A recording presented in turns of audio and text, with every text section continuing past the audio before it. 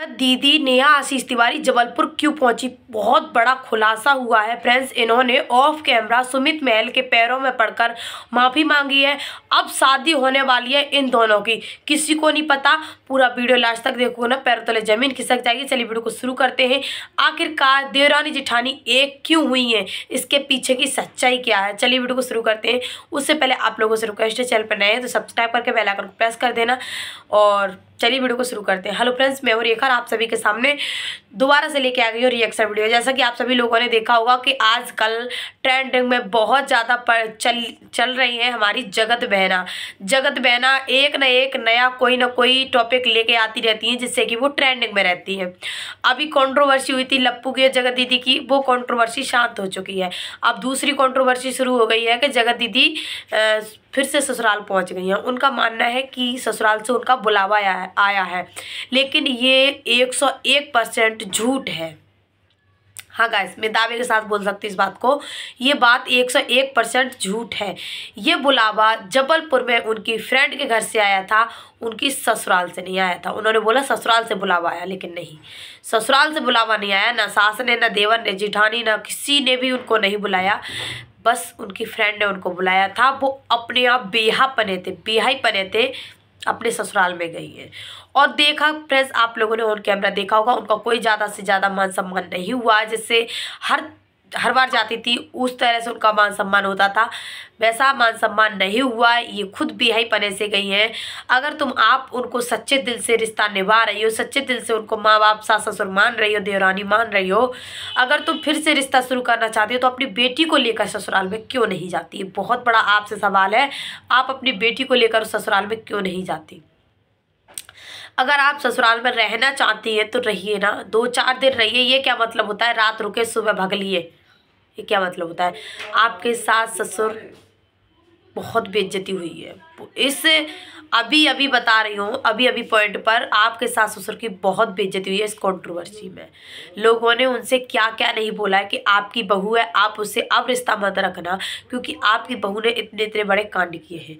आप उनके घर पर गई हैं, उनको शर्मिंदगी महसूस हो रही है, क्योंकि आप ब्याह पर रहते गई। आप बोल रही हैं कि पहले रिश्तों को सबको भुलाकर अब मैं देवरानी से नई जिंदगी की शुरुआत करना चाहती हूँ। बुरे समय में इन्होंने मेरा साथ दिया है, अब मैं इनसे रिश्ता रखूँगी। वाह, तुम्हारे बुरे समय में उन्होंने साथ दिया तो तुम उनसे रिश्ता रखोगे, लेकिन उनके बुरे समय में तुमने उनको छोड़ दिया। जिस तरीके से तुमने उसको ऑन कैमरा सोशल मीडिया पर इतना बदनाम किया था जिसकी कोई सीमा नहीं। वो दिन कहाँ गए। बुरा वक्त भुलाकर आगे बढ़ो, लेकिन सामने वाले के साथ बुरा हो रहा है तो तुम भी उसके साथ हमेशा खड़ी रहो। लेकिन नहीं, आप तो सिर्फ अपना बुरा देखोगी, सामने वाला कीचड़ में जाए, गड्ढे में जाए, कोई मतलब नहीं है। अभी आपको कोई भी नहीं पूछ रहा है, ना मैके में, ना ससुराल में, ना पब्लिक में, कोई भी नहीं पूछ रहा, तो तुमको ससुराल याद आ गया। उस दिन से तुमको ससुराल याद नहीं आया। अगर तुम सच्चे दिल से उनको ससुराल मानती हो, दोबारा से अपनी नई जिंदगी की शुरुआत मतलब ससुराल से करना चाहती हो, तो अपनी बिटिया को क्यों नहीं लेके जाती। अपनी बिटिया को लेकर जाओ। आपसे ज़्यादा आपकी बेटी को प्यार करेंगे आपके सास ससुर, उनको नहीं लेके जाना तुमको। वाह, मतलब तुमको आशीष जी को किसी प्रकार से तुमको याद करना है। अभी भी आप आशीष जी का नाम तो तुमने लेना बंद ही कर दिया। ससुराल में घूमिया ही, सब कुछ करिया, लेकिन तुमने आशीष जी का नाम नहीं लिया। और तुमने ये सोचा है कि मरे हुए इंसान को तुमने किस तरीके से नीलाम किया है, किस तरीके से उसकी इज्जत पर दाग लगाया है, किस तरीके से तुमने उसको बदनाम किया है। मरे हुए इंसान को तुमने नहीं छोड़ा बदनाम करवाने में। उनकी बेइज्जती नहीं है। जो लोग जिंदा हैं, तुम्हारे देवर, तुम्हारे ससुर, उनकी बेइज्जती नहीं है क्या। हमारी बहू का ये हुआ था ऑन कैमरा अफेयर। जगत बहना, आप सिंपैथी लेने के लिए ससुराल गई हैं, बहुत अच्छे से समझ में आ रहा है, बहुत अच्छे से समझ में आ रहा है।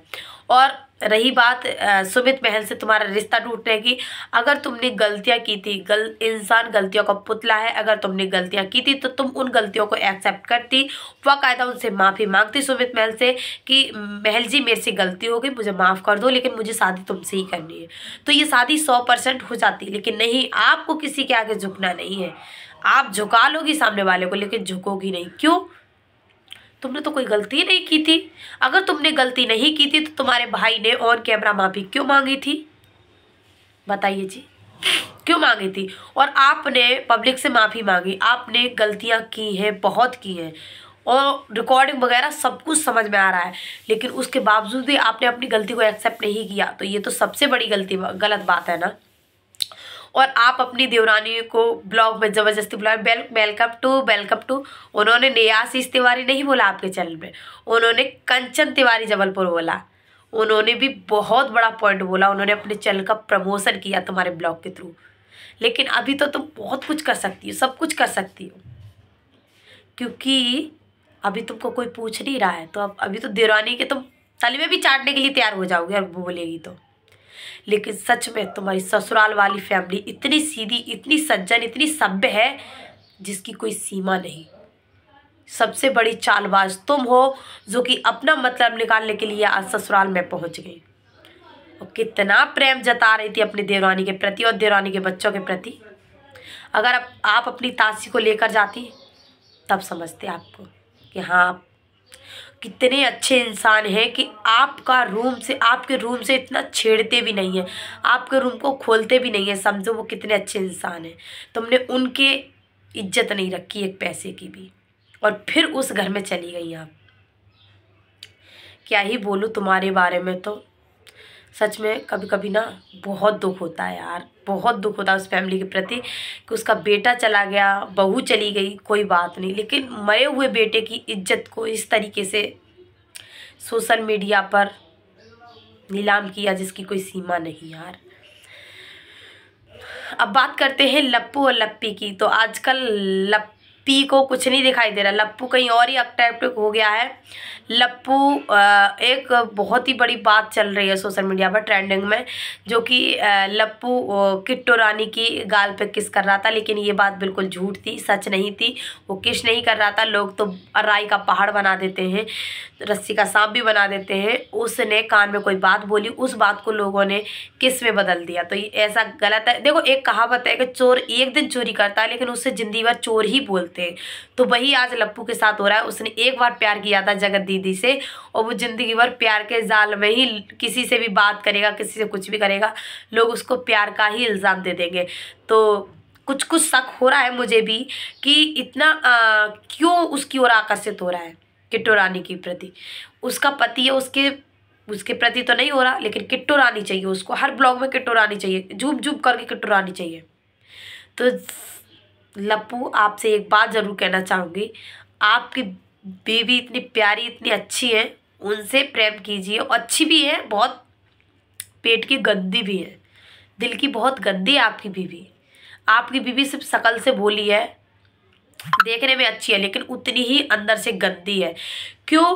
क्योंकि उसको साफ नज़र आता है कि मेरा पति कर क्या रहा है, उसको बहुत अच्छे से पता है, लेकिन फिर भी आपको नहीं रोकती। उसको पैसे चाहिए, उसको फेम चाहिए, उसको कंट्रोवर्सी चाहिए, वो नाटक बहुत अच्छे से करना जानती है। तो भाई तुम्हारी इच्छा है, कुछ भी करो, जो तुम्हारी बीवी तुमसे करवा रही है करो। अफेयर करवाना चाहती तो अफेयर करो, कोई बात नहीं, लेकिन जो चल रहा है ना किस वाला मैटर, ये मुझे नहीं, जहाँ तक है तहाँ तक मुझे सही नहीं लगता। आगे सही हो जाए तो पता नहीं, लेकिन अभी तक तो कुछ नहीं है। और आप सभी क्या कहना चाहेंगे जगत बहना के बारे में, ज़रूर कमेंट करके बताना। क्या इनका ससुराल में जाना इस तरीके से सही है या फिर नहीं है? कितना सम्मान हुआ है आप लोग कमेंट के थ्रू बता सकते हैं। और क्या चाहती हैं ये आगे चल के, बहुत कुछ है बात बताने के लिए, लेकिन नेक्स्ट वीडियो लेकर आऊँगी। अगर आप लोग कमेंट करेंगे तो सारी बातें क्लियर करूँगी आप सभी के लिए। और कमेंट करके बताना क्या क्या आप सभी को समझ में आया जगत दीदी के ब्लॉग से, ससुराल में जाने का राज क्या था।